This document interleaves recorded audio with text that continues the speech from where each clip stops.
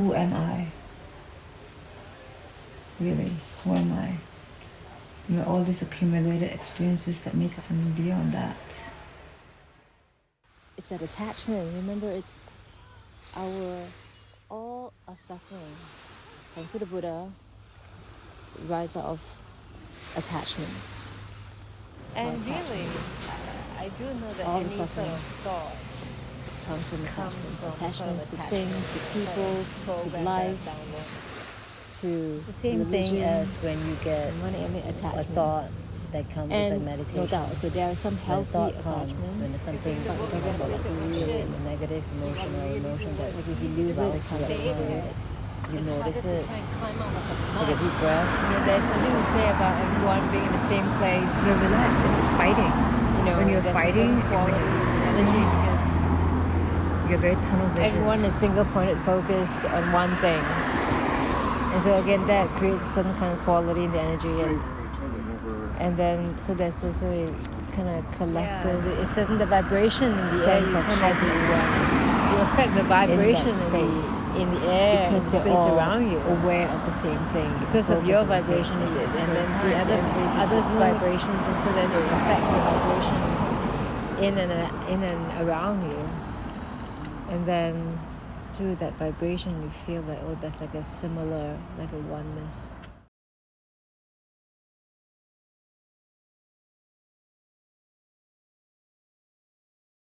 What seems to be incoherent will turn coherent.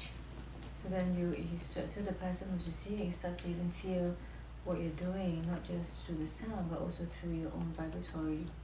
What seems to be incoherent will turn coherent. So then you to the person who's receiving starts to feel what you're doing, not just through the sound, but also through your own vibratory frequency. Like how some people always say, oh, you know what, just being around you is calm. We won't know exactly how it feels like, but what we think is that it's just, you feel spacious and blissful and because joy sometimes and love. when you're thinking about all that you good need to stuff. say something, so you still think about it before you say it. And when you're thinking about it, you're not being present for the other one. You're thinking about what you say in response to maybe something that he said maybe 15 seconds ago. Affecting the environment around me with my vibration because it's rippling outwards. So my vibration Affecting the environment around me. You are awareness, it's pure awareness, and everything emerges from that awareness through the lens of a narrative. Be present. Moving out and being like listen, like be in it. When your mind starts to wander, which it will, just come back to what this person is saying. Our mind wanders, So then it's a practice because it's really that honing a single point. And notice how the emotion will also, after a while, it will start to dissipate like smoke or like clouds. That is the act of letting go. Letting go is a choice. You don't just say, I let go. No, it's a choice of really letting go. How about being just present? The past is not going to change. It's already happened.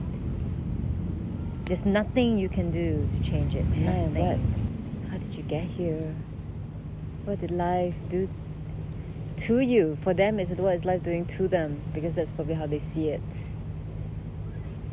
What do you think life is doing to you? How do you get here? But there is something you can do to change your perspective of how you're going to move ahead. That holding on to it means you're just stuck in the past. Because doing the work is harder. It's harder to recognize. It's about being able to see things differently and different perspectives. It's up to me to see how I want to move on. So all this hit and slow unveiling of awareness, like it didn't change your consciousness. Your consciousness can never change. Awareness doesn't ever change. What you see through that awareness changes. because you have your filters are slowly dissipating. Remember, like an onion, like peeling off the layers. I feel it like in a So the stomach, awareness like through. when I manipulate the chakras, and then you feel that as a sensation. It's like you're cleaning the lens. Like it's an energetic sensation, but it's so uncomfortable. It could almost feel. And usually, I know why I feel that way. It's because of an attachment of something. It's because of attachment of something. It's because of feeling fear or unworthy or less than or like whatever. Yeah, because everybody are attached to feeling happy. Like, so if you're not happy, you're gonna be sad. He's like that right there. You're gonna wallow in that. Yes. Everyone wants to be happy, but then being attached to being happy is that when something happens to you and you're sad, you get really, really sad. Like you swing the other way of the pendulum. You like both ends of the spectrum. You just like something doesn't go the way that we hope it would be. We're like, okay, all right. So, but instead of like feeling like angry or upset, like a lot of angst in you, that creates a lot of resistance. And that also depletes your life force and creates the resistance whereby your mind is very attached to one result or something, and then the mind feels contracted because you can't see anywhere else. So that's the resistance. You're constantly banging your head into that attachment. I think it's when you're attached to something. When you're happy and you embrace it, great. And then when you're not happy, if you dwell on why you're not happy now, that's the attachment. And then you can never ever be present to really understand why you're in that situation, or did that thing happen to you, or there was that thing sent to you, like huge. A fight over social media with someone. I don't know what people do these days. So.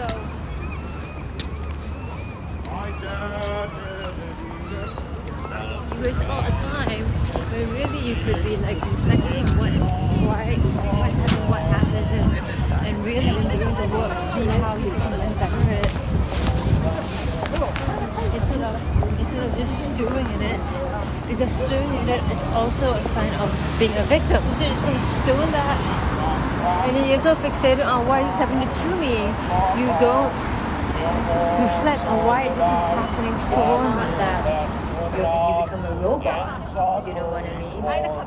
It's more like, you can enjoy something, but you don't need to be attached to it all day long. Like you're not consumed, you're not in it, observing, like it's like the drama of life. It's a very silent. It's about maintaining that state of being, even when you're doing. You're able to maintain that state of being and have the mind and the physical bodies do.